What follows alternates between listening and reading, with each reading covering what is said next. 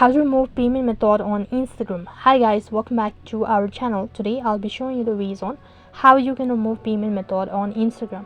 All you need to do is make sure to stick with us right till the end. In case if you've added a payment method in order to do some kind of ads or in order to create some content or whatever, so to remove it you need to first of all update your application and log in into your account.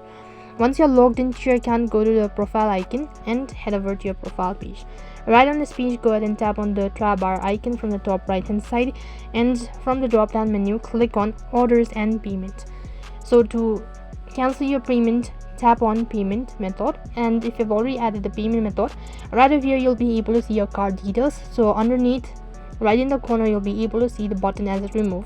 So tap the remove button, and as soon as you've done that, there will be a confirmation stating that you've successfully removed your payment method. And also sometimes you might be asked to provide in your password associated with your Instagram account. So that's basically how you can remove your payment method on Instagram. That is all for this video. I hope the video was helpful. Make sure like, share and subscribe to our channel. Thank you for watching. See you in the next video.